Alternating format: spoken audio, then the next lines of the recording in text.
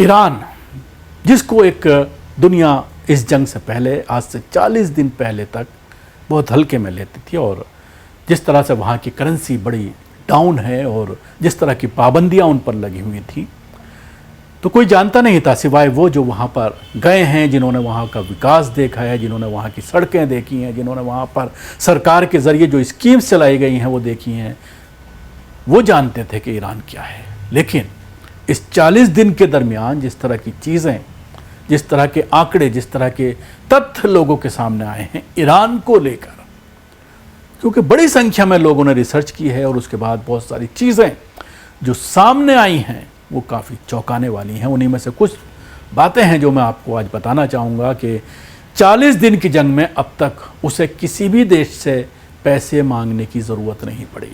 आप देखते हैं कि पाकिस्तान या किसी और देश में अगर कोई जंग छिड़ती है, कुछ किसी तरह के हालात होते हैं, ज़लज़ला आता है या कोई आफत आती है, आपदा आती है, तो पैसे मांगे जाते हैं। अमेरिका से, वर्ल्ड बैंक से भीख मांगा जाता है।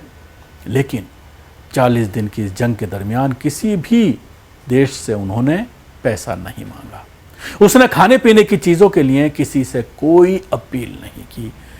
बड़ी संख्या में लोगों ने अपने आप ही उनकी मदद की। भारत में बड़ी संख्या में लोग सामने आए और सिर्फ लद्दाख और जम्मू कश्मीर से 600 करोड़ से ज़्यादा पैसा इकट्ठा हुआ ईरान के लिए। उसने दवा के लिए भी किसी से कोई अपील नहीं की। देश के अंदर जंग शुरू होते ही रोटी, पेट्रोल और डीजल फ्री कर दिया गया। 1 महीने की जंग और काफिरों की पूरी दुनिया पर दिन रात लगातार बमबारी के बावजूद एक भी ईरानी देश से बाहर नहीं गया, बल्कि दूसरे देशों में रहने वाले लोग अपने देश की रक्षा के लिए वापस आ गए। लॉकडाउन शब्द शायद किसी ईरानी को पता ही नहीं होगा। बड़े बिजनेसमैन ने लिखकर और पोस्ट करके कहा कि वे सामान ले जाएं और जंग के बाद पैसे दे दें।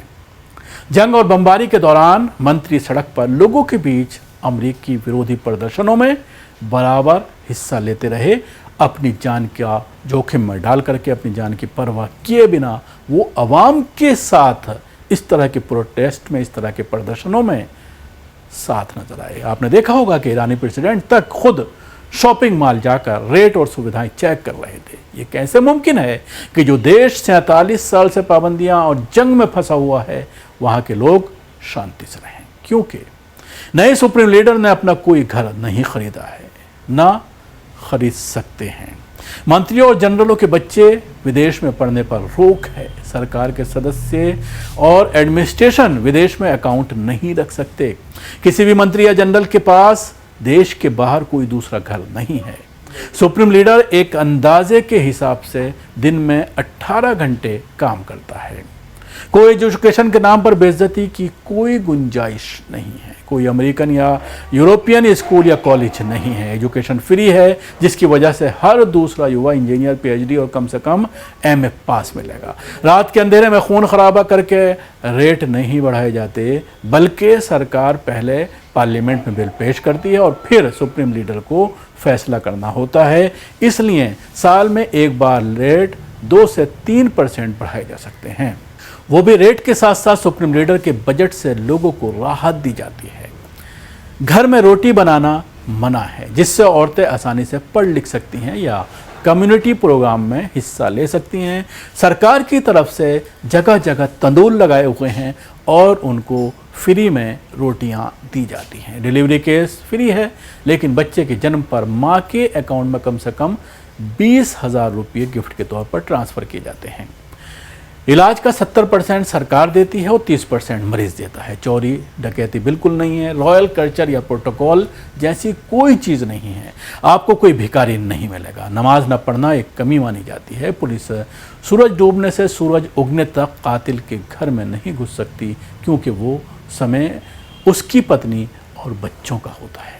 जेल खाली है और अगर कोई जुर्म करता भी है तो उसे जेल में काम दिया जाता है, जिसकी सैलरी उसके घर भेजी जाती है, ताकि सपोर्ट की कमी के कारण उसका परिवार गलत आदतों में या जुर्म में शामिल ना हो।